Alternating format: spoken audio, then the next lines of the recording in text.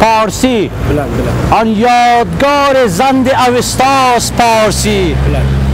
گفتار پاک و آتش مزداست پارسی. با رودکی سرور و غزل ساز می کند، مستی و شور و جذبه مولاست پارسی. شاهنامه‌اش که جلوه‌ای از هست و بود ماست، شاهنامه‌اش که جلوه‌ای از هست و بود ماست. زان رو نمرده ایم و نمیراست پارسی، زان رو نمرده ایم و نمیراست پارسی.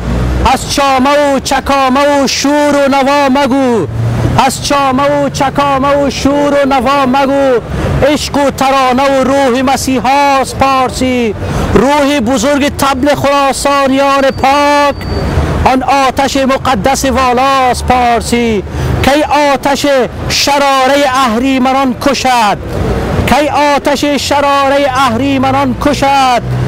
چون چراغ این شب رسواست پارسی. شاهنامه‌اش که جلوه‌ای از هست و بود ماست، زان رو نمرده ایم و نمیراست پارسی، زان رو نمرده ایم و نمیراست پارسی. ما زبان پارسی را پاس می‌داریم، ما زبان پارسی را گرامی می‌داریم. مرگ بر دشمنان زبان پارسی و فرهنگ پارسیان، مرگ بر خرم، مرگ به این میهن فروشان، مرگ به این دیوانگان زنجیری.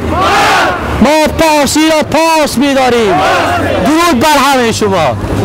گردمایی امروز واکنش به گفتارها و اظهارات آقای وزیر فرهنگ کشور افغانستان می باشه و ما از این نظراتی که اونا در این باره دادن قابلا ای را رد می کنیم و از اینا می خواهیم که به وحدت ملی و فرهنگ ملی صدمه نزنند.